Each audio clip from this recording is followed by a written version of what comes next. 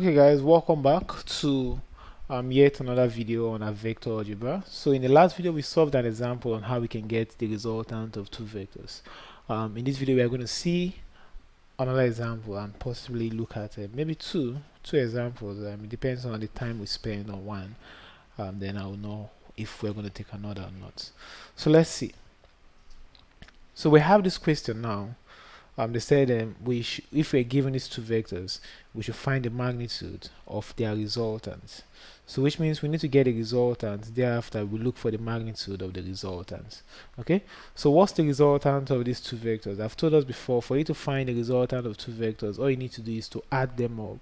So the resultant is simply that single vector that has the same effect in magnitude and direction as the sum of these two vectors. That's what you call the resultant. So for us to find the resultant, let's say the resultant is R. For me to find R, all I need to do here is to add A. Okay, I'll add A to B. So I'll add A to B, and that's going to be the resultant. So if I add A to B, what I'm going to get, I have 3 times of I, then I have minus 5 times of J, then I have plus 7 times of K, right? This is what we have for A, but we're meant to add A to B because that's what we mean by the resultant. So if we add A to B, B is minus 5 times of I, then we have plus 5 times of J, and then finally we have plus 6 times of K. This is what we have for B. So trying to add this up component wise, 3 and this will give us 3 minus 5 will give us minus 2. So we have minus 2 times of I. This is minus 5. Minus 5 plus 5 will give us 0. So minus 5j plus 5j, it means j is 0. So we have, I can just say I have 0j. That will do. Then we have 7k.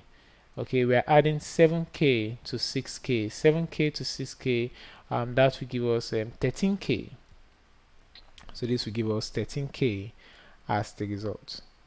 So this is we getting the resultant of these two vectors, but the question is not asking us for the resultant. The question is asking us for the magnitude of the resultant. So as usual, for us to find the magnitude of the resultant, we have magnitude of the resultant. All we need to do is to look for the square roots, right? We pick each component, so I'm going to pick minus 2 and square that.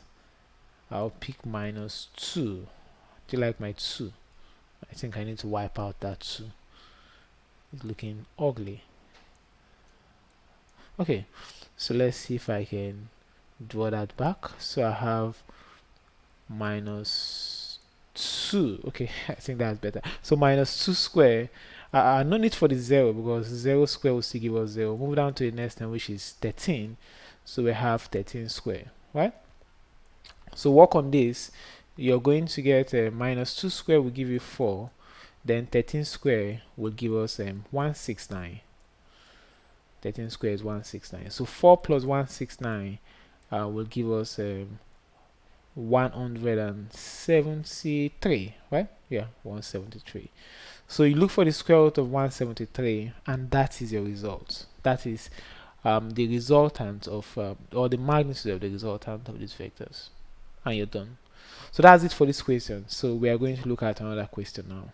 Okay, so the next question we have, they said if you're given the vectors, you're given A to be equal to this and you're given B to be equal to that, that their resultant is actually 5i minus 4j. So if the resultant is 5i minus 4j, find the values of x, y, and z. So they are telling us that if I have A and I add A, this is solution, I add A, okay, we have this as the solution. If I add A to B, according to what they're saying, that the result I should get after adding A to B should be 5i minus 4j. That should be the result I must get. So let's see how we can work with that. So this one is going to lead us to equality of vectors, because we are going to add A to B, and they're saying when you add A to B, it is equal to just a single vector. So this guy is the resultant. So let's add them and see. So if I add A to B, A is 5i plus yk, how lovely, plus yk, then I'm adding a to b, and b we have there is minus zi, this my z, take it, then plus something j, which is x minus 3j, so this is my x minus 3j, you have to take that also the way you see it. So this is j, this you have to try to take it.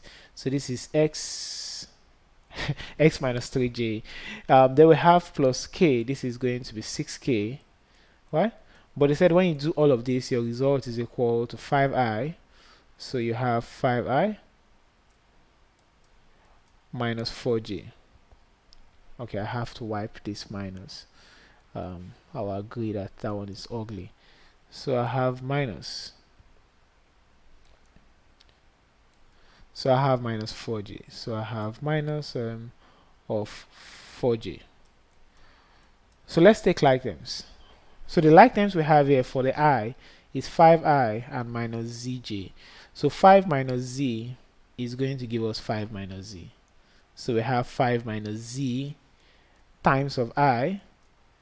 Right, let's look at that for j. For j we have 0 here, there's no j here, 0, and here we have x minus 3. So 0 plus x minus 3 will give us x minus 3. So we have x minus 3j, this x minus 3j. Right, then next we have for k, this is yk and this is 6k. Y plus 6 will give us y plus 6. How convenient. So y plus 6 will give us y plus 6k. So we have y plus 6k. And all of this is equal to, when you add them up, your result is equal to 5i minus 4j. Right? So since your result is 5i minus 4j, what you need to do now is to equate this result. You equate component by component. So what I mean by that is this. From what I have here, 5 minus z, which is for I, must be equal to 5 here. So I'll say 5 minus z. Okay, if I equate components, I have 5 minus z, that's a 5. So wipe this, sorry. So this is 5 minus z to be equal to 5.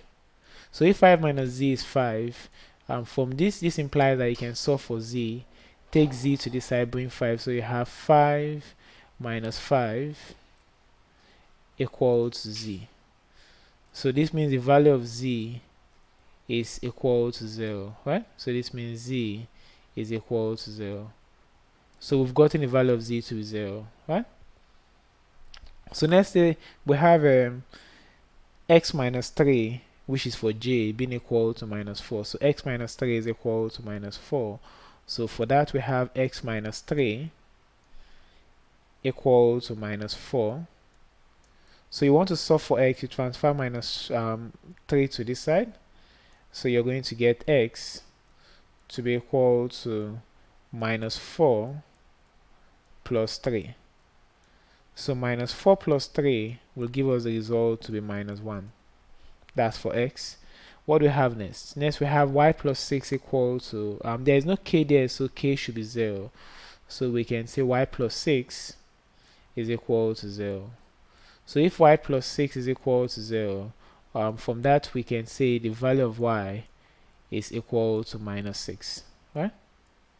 So this is what we have. X is equal to minus 1, y is equal to 6, and z is equal to 0. So these are the values of x, y, and z according to what we are asked to get here. Okay, so that's it guys for this video. We are going to end this here, and as usual I'll see you guys in the next video. Bye bye.